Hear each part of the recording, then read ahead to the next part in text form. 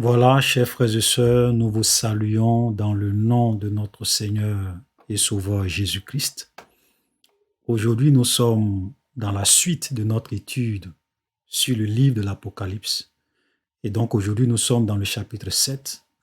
Donc pour ceux qui nous prennent en marche, nous sommes en train de faire une étude chapitre par chapitre de tout le livre de l'Apocalypse. Donc nous avons fait les 6 premiers chapitres.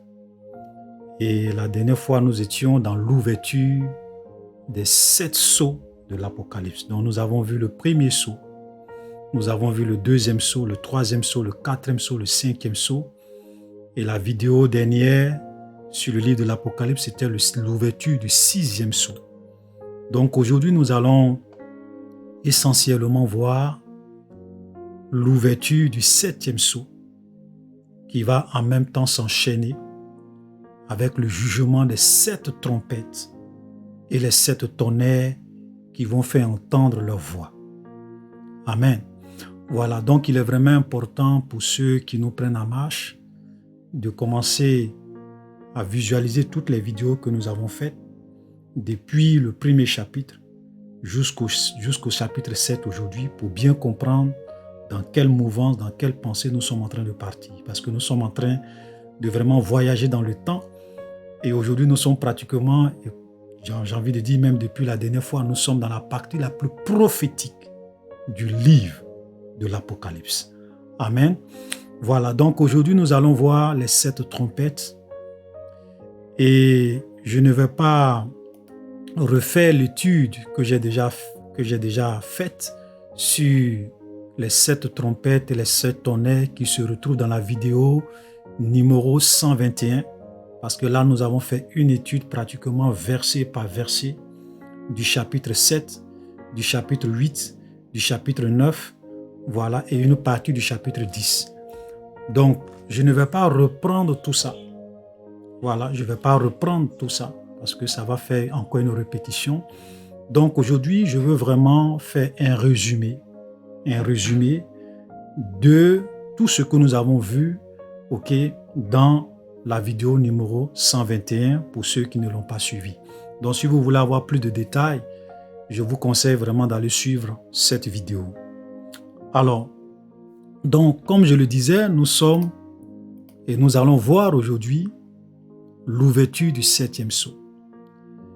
Mais avant qu'on ouvre le 7e sceau dans le chapitre 8, nous voyons déjà dans le chapitre 7, une scène, quelque chose de très important, de très intéressant.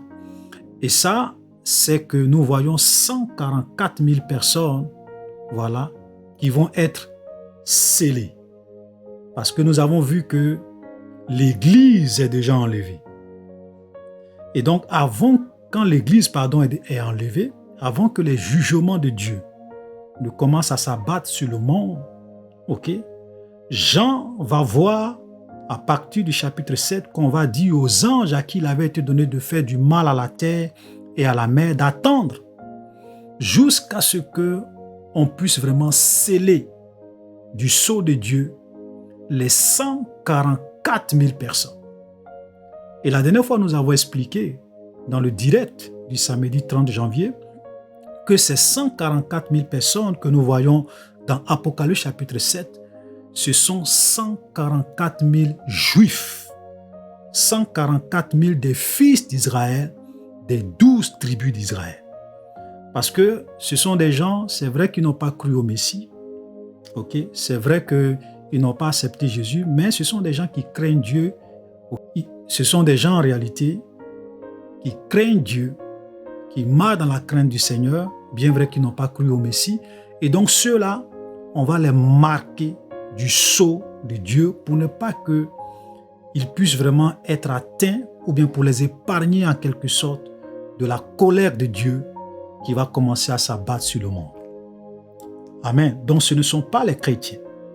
Ce sont 144 000 des fils d'Israël. Et une fois, eux, on les marque parce qu'eux, ils sont sur la terre, on les marque.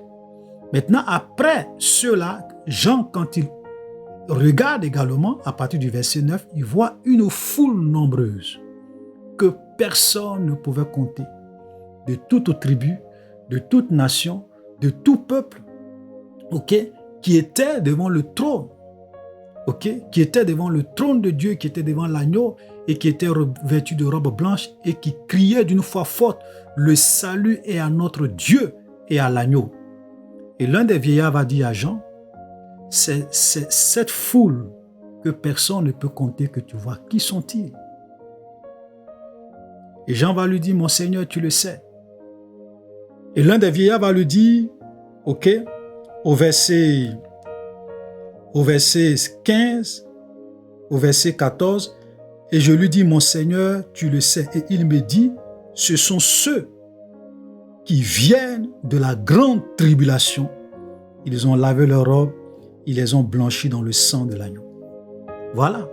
Donc cette foule que personne ne pouvait compter, on fait clairement comprendre à Jean que ce sont ceux qui viennent de la grande tribulation. Amen. Donc souvent aujourd'hui, il y a malheureusement une confusion à ce niveau sur est-ce que Jésus va venir avant la grande tribulation? Est-ce que Jésus va venir au milieu de la grande tribulation? Est-ce que Jésus va venir après la grande tribulation?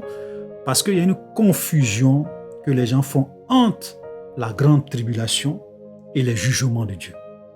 La grande tribulation et la tribulation de façon générale n'est pas la colère de Dieu, ne sont pas les jugements de Dieu.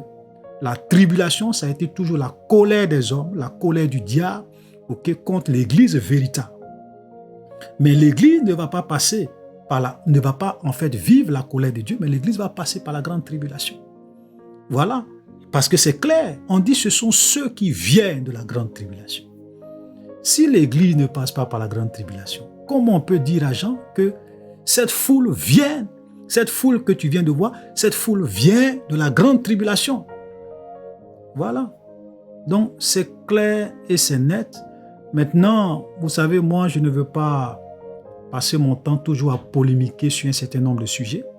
Comme je le dis, ce qui est important, c'est d'être prêt quand Jésus viendra.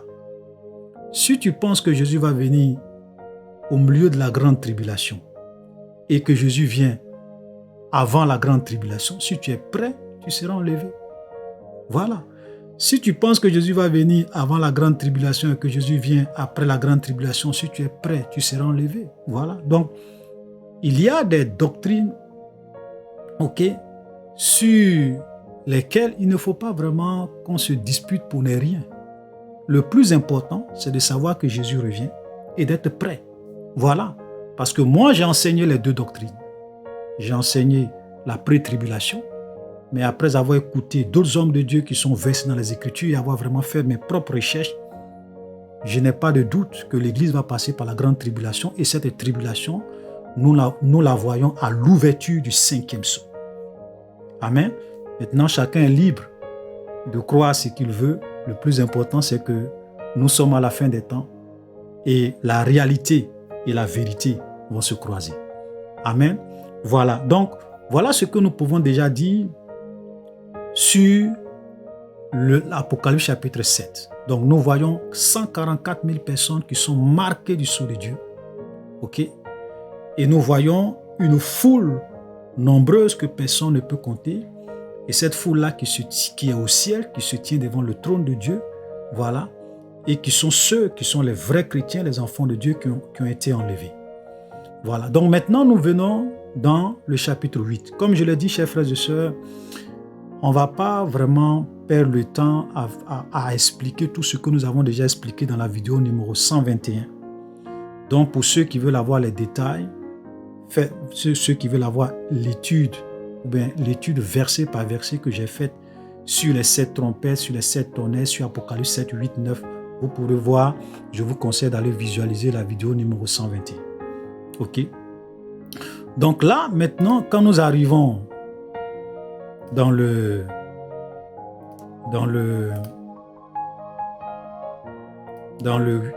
Apocalypse chapitre 8, voilà, Apocalypse chapitre 8, là, qu'est-ce qu'il est dit?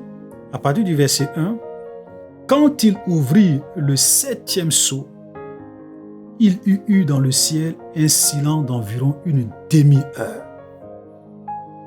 Donc nous voyons que quand on ouvre le septième sceau, il y a un silence d'une demi-heure dans le ciel.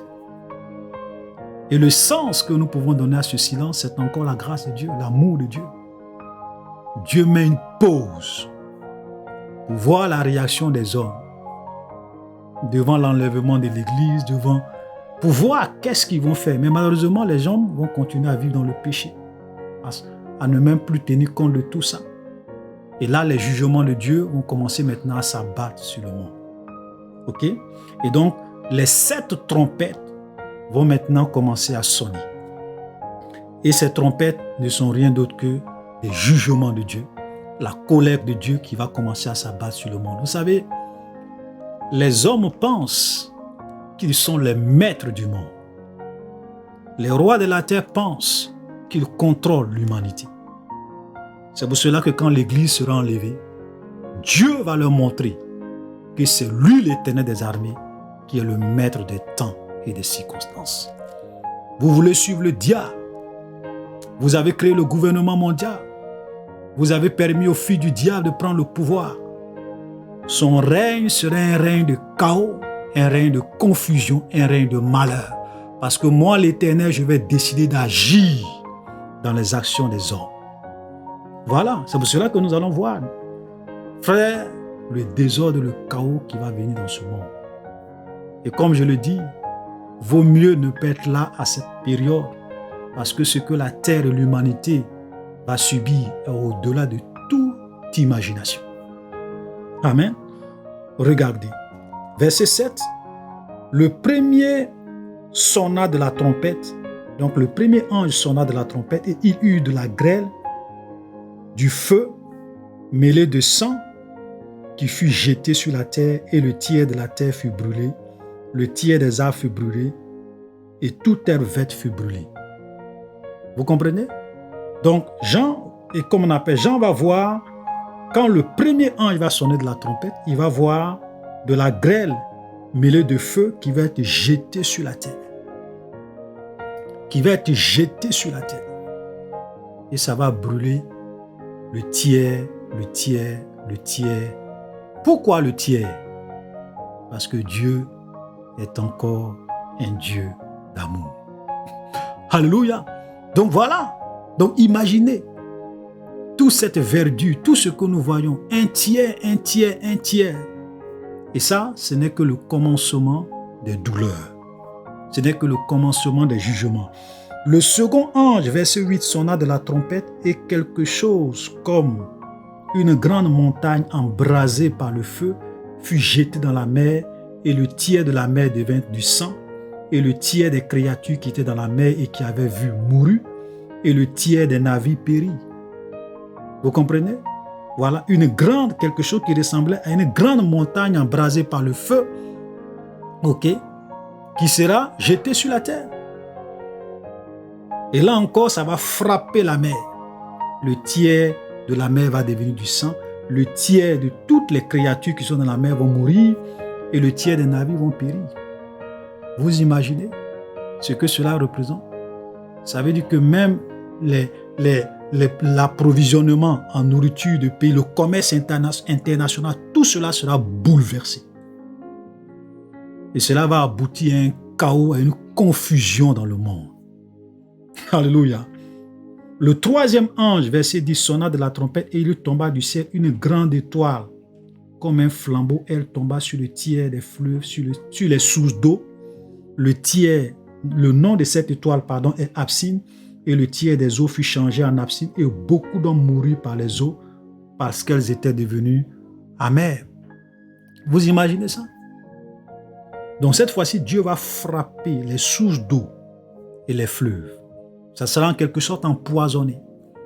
Et les hommes, je vous assure, beaucoup de personnes vont mourir parce que nos produits que nous prenons pour traiter les eaux, nos eaux qui deviennent potables, ça ne pourra pas traiter cela. Parce que ce sont des jugements de Dieu. Et beaucoup de personnes vont mourir parce que l'eau va devenir amère, les eaux vont devenir empoisonnées. Frère, vous imaginez le monde dans lequel les hommes seront à cette époque-là. Verset 12, le quatrième ange sonna de la trompette et le tiers du soleil fut frappé, le tiers de la lune, le tiers des étoiles, afin que le tiers en fût obscurci et que le jour perdit un tiers de sa clarté et la nuit de mer. Vous comprenez? Ça veut dire que vous allez vous réveiller. En plein midi, vous allez avoir l'impression qu'il fait 4 heures du matin. Parce qu'il y aura un chamboulement, ok, de l'ordre mondial. Il y aura un chamboulement climatique. Un bouleversement climatique dans le monde. Et regardez le verset 13. Je regardais et j'ai entendu un aigle qui volait au milieu du ciel, disant d'une voix forte, malheur, malheur, malheur aux habitants de la terre, à cause des autres sons de la trompette des 3 anges qui vont sonner. Vous comprenez? Ça veut dire que l'aigle est en train de dire aux hommes que tout ce que vous venez de voir, ce n'est que le début de votre souffrance. C'est un échantillon. Ça, ce n'est rien par rapport à ce qui s'en vient. C'est un avant-goût de votre douleur. Comme je le disais dans la vidéo numéro 121, c'est un peu comme, c'est un échauffement. Vous voyez, quand les sportifs s'en vont jouer au football, souvent, ils font des échauffements sur le terrain avant de commencer à jouer. Donc, l'aigle est en train de dire aux hommes que tout ce que vous venez de voir, les 4 premiers anges qui ont sonné, ce n'est qu'un échauffement. Parce que ce qui arrive est terrible. Frère, c'est pour cela que je vous en prie, il est temps pour nous de nous apprêter. Il est temps pour nous de tout faire pour ne pas être là à cette époque. Parce que la confusion et la désolation sera à un tel niveau que nous ne pouvons même pas imaginer. Donc quand nous arrivons dans le chapitre 9, et là, les 3 anges maintenant vont faire entendre leur voix. Le 5e ange sonna de la trompette et je vis une étoile qui était tombée du ciel sur la terre. La clé du puits de l'abîme lui fut donnée. Elle ouvrit le puits de l'abîme et il monta du puits une fumée comme la fumée d'une grande fournaise et le soleil et l'air fut obscurci par la fumée du puits. De la fumée sortit des sauterelles qui se répandit sur la terre. Il leur fut donné un pouvoir comme le pouvoir qu'ont les scorpions de la terre. Il leur fut dit de ne point faire de mal à l'herbe et à la terre, ni à aucune verdure, ni à aucun arbre, mais seulement aux hommes. Écoutez très bien, seulement aux hommes qui n'avaient pas le sceau de Dieu sur leur front. Il leur fut donné non de les tuer, mais de les tourmenter pendant 5 mois, et le tourment qu'elles causaient était comme le tourment que cause le scorpion quand il pique un homme. En ces jours-là, écoutez, en ces jours-là, verset 6, les hommes chercheront la mort et ils ne la trouveront pas. Ils désireront mourir et la mort fuira loin d'eux. Ça veut dire que là, quand on ouvre, quand le 5e ange sonne de la trompette, on ouvre le puits de l'abîme. Et vous savez, aujourd'hui dans l'abîme, il y a une catégorie de démons que Dieu a liés dans les abîmes. Et Dieu n'a pas voulu que ces démons-là soient relâchés.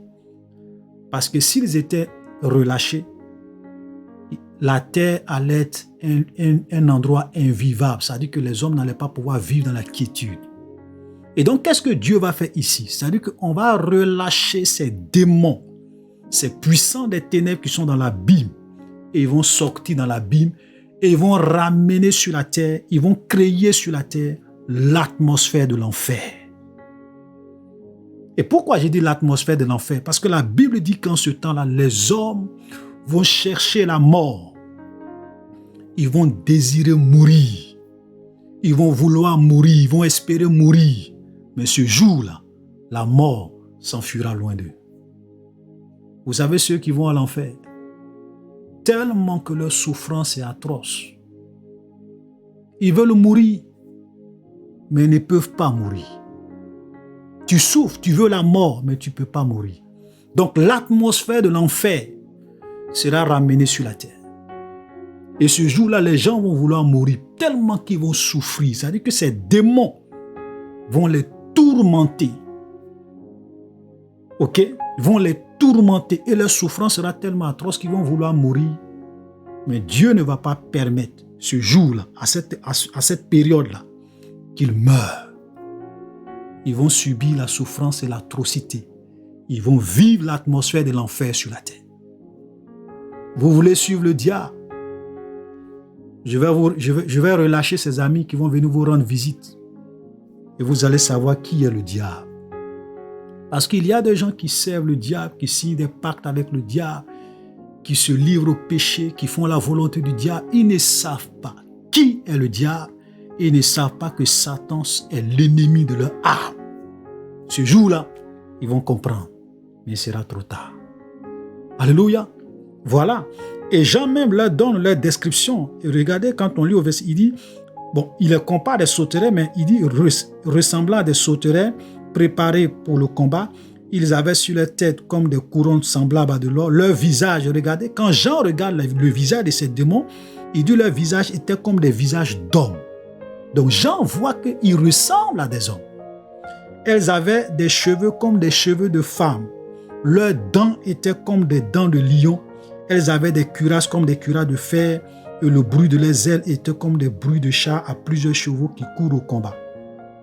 Elles avaient des queues semblables à des scorpions et des aiguillons.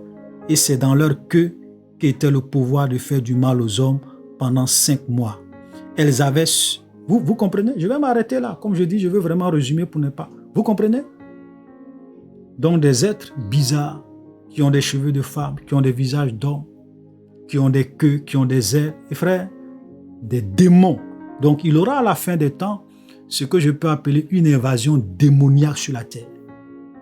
Peut-être que quand ça va arriver à cette époque, les gens vont dire oui, ce sont des extraterrestres. Mais ce ne sont pas des extraterrestres. Ce sont des démons. Ils vont prendre une forme humaine et qui vont descendre sur la terre. Amen.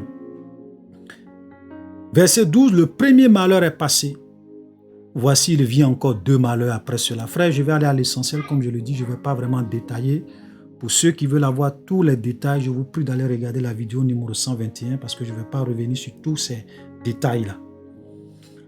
Verset 13, le 6e ange sonna de la trompette et j'ai entendu, venant des 4 cornes de l'autel d'or qui est devant Dieu, disant au 6e ange qui avait la trompette, délie les 4 anges qui sont liés sur le grand fleuve d'Euphrate. Et les 4 anges qui étaient prêts pour l'heure, le jour, le mois, l'année, fut délié afin qu'il tuât le tiers des hommes. Verset 16, le nombre des cavaliers de l'armée était de 2 milliards de myriades. J'ai entendu le nombre.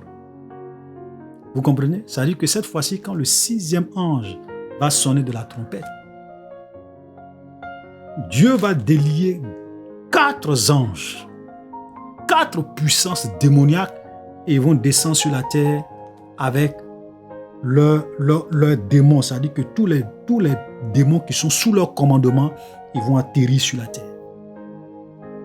Et quand eux, ils vont descendre sur la terre, frère, ça ne sera pas pour torturer. Ça sera pour exterminer les hommes.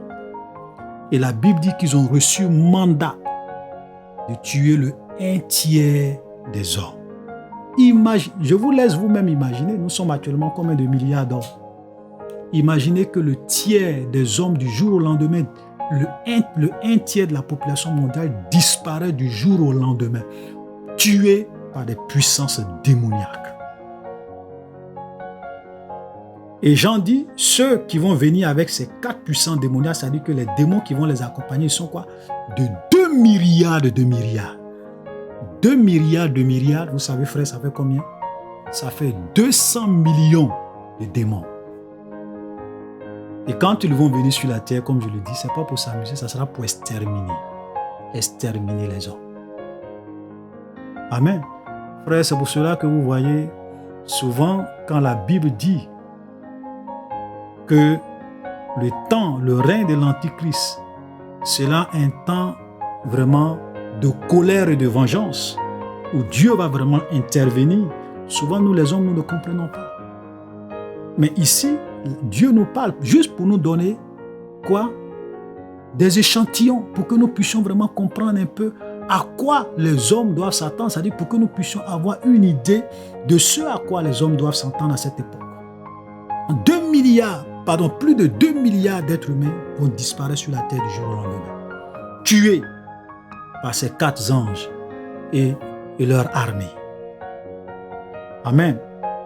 Je vais lire le verset 20 et vous allez comprendre, verset 20 et 21, vous allez comprendre quelque chose. Il dit, les autres hommes qui ne furent pas tués par ces fléaux ne se repentirent pas des œuvres de leurs mains de manière à ne point adorer les démons et les idoles d'or, d'argent et d'airain, de pierre et de bois, qui ne peuvent ni voir, ni entendre, ni marcher. Et ils ne se repentirent pas de leur meurtre, ni de leur enchantement, ni de leur impudicité, ni de leur vol. Vous imaginez? Après l'extermination de 1/3 des hommes, le reste des hommes qui n'ont pas été massacrés par ces démons, la Bible dit qu'ils ne vont pas se repentir. Vous savez, souvent, les gens pensent que parce que quelqu'un est dans le malheur, que quand tu vas aller lui annoncer l'évangile, que c'est là qu'il va accepter Jésus. C'est pas sûr. Voilà, c'est pas sûr. Parce que voilà un exemple concret. Voilà un exemple concret. Parce que souvent, quand on voit le mal, on dit oui, on va évangéliser. C'est bien d'évangéliser, mais il ne faudrait pas qu'on évangélise par la peur. Et même cette vidéo que moi je fais, je ne suis pas là pour faire peur aux gens. C'est pour cela que dès le début, quand on a commencé à rentrer dans l'ouverture des 7 sceaux, j'ai dit que je ne fais pas cette vidéo pour effrayer les gens. Parce que vous savez, la peur ne peut pas amener quelqu'un à Jésus de façon durable. Voilà, c'est pour cela que Dieu ne joue pas sur la peur des gens pour les attirer à lui. Voilà, Dieu nous donne la liberté. Il veut que chaque être humain puisse venir à lui, ok, avec amour, en âme et conscience, en prenant la décision d'abandonner son péché. Amen. Voilà, donc ça c'est très important. Vous voyez, le reste des hommes, ok, ils ne vont pas se repentir. Ils ne vont pas abandonner leur mauvaise voie. Ils vont continuer à vivre dans le péché. Amen. Voilà. Nous allons maintenant dans le chapitre 10, comme je l'ai dit, c'est juste un résumé. Voilà, nous allons parler rapidement des 7 tonnerres. Nous allons nous arrêter là pour aujourd'hui. Prochainement, nous allons continuer avec la deuxième partie du chapitre 10 et le chapitre 11. Je vis un autre ange puissant qui descendait du ciel. Chapitre 10, verset 1. Je vis un autre ange puissant qui descendait du ciel, enveloppé d'une nuée. Au-dessus de sa tête était l'arc-en-ciel. Son visage était comme le soleil et ses pieds comme des colonnes de feu. Il tenait dans sa main un petit livre ouvert. Il posa son pied droit sur la mer et son pied gauche sur la terre. Il cria d'une voix forte comme rugit un lion. Et quand il cria, les 7 tonnerres firent entendre leur voix. Et quand les 7 tonnerres, eurent fait entendre leur voix, j'allais écrire. Et j'ai entendu du ciel une voix qui disait, scelle ce qu'ont dit les 7 tonnerres et ne l'écris pas. Vous comprenez? Nous avons commencé à voir qu'à chaque fois que un ange sonne de la trompette, c'est la confusion, ce sont les malheurs, ce sont les jugements, c'est beaucoup de fléaux qui vont s'abattre sur le monde. Mais dans tout ça, frère, et dans tout ça, Jean encore va entendre, le cri des 7 tonnerres. Les 7 tonnerres vont faire entendre leur voix. Et Jean était sur le point d'écrire parce qu'il a entendu et il savait ce que les 7 tonnerres ont dit. Donc il s'apprêtait à écrire. Mais on lui a dit, Jean, écoute, ce que les 7 tonnerres ont dit, ne l'écris pas. Pourquoi? Il ne faut pas que Jean écrive. C'est parce que ces 7 tonnerres, ça sera une surprise dans le futur. Ce sont des jugements. Ce sont des jugements, c'est-à-dire que ça rentre dans le même cadre des jugements qui sont en train de s'abattre sur le monde. Donc, ce sont des choses encore peut-être plus terribles. Mais Dieu a dit à Jean, il ne faut pas écrire. Pourquoi? Ça sera une surprise. Ça veut dire que quand la colère de Dieu va commencer à s'abattre sur le monde. Vous voyez, les démons, aujourd'hui, certains mystiques peut-être vont commencer peut-être à lire la Bible. Ils vont commencer à voir que ça c'est arrivé, après ça va arriver, après ça va arriver. Eux-mêmes, ils vont maintenant se référer à la Bible pour anticiper les choses qui vont arriver. Mais il y a des surprises qu'ils ne connaissent pas. Amen. C'est pour dire que même les choses qui vont arriver dans le futur, frère, on n'a pas tous les détails. Il y a des événements, il y a des surprises, qui arrivent qu'aucun homme ne peut déterminer d'avance. Voilà, donc quand vous voyez des gens qui veulent vous dire ce que les 7 tonnerres ont dit, ce sont des menteurs. Pourquoi? Parce que la parole de Dieu est claire. On a dit à Jean, il faut sceller. Quand on dit de sceller quelque chose, ça veut dire qu'il ne faut pas dévoiler la chose. Donc Dieu n'a pas voulu que les hommes sachent ce que les 7 tonnerres ont dit, le jugement des 7 tonnerres. Donc tous ceux qui viennent sur Internet ou bien tous les soi-disant prophètes, hommes de Dieu qui veulent vous expliquer ce que les 7 tonnerres ont dit, dites-leur que la Bible est claire. On a dit à Jean de sceller. Personne ne connaît ce que les 7 tonnerres ont dit. Ce sont des surprises dans les jugements de Dieu qui vont venir dans le monde. Amen. Voilà, chers frères et sœurs, soyez abondamment bénis. C'était vraiment une petite vidéo de résumé que je voulais faire parce que tout ce que j'ai expliqué, je l'ai expliqué en long et en détail dans la vidéo numéro 121. Donc aujourd'hui, j'ai voulu simplement faire un petit résumé. Voilà, comme nous sommes en train de faire l'étude chapitre par chapitre du livre de l'Apocalypse, j'ai voulu quand même résumer le chapitre 6, le chapitre 7, le chapitre 8 et une partie du chapitre 10. Voilà, donc prochainement, nous allons continuer sur la dernière partie du chapitre 10 et le chapitre 11 et nous allons vraiment expliquer un certain nombre de choses. Donc frères et sœurs, soyez bénis. Shalom.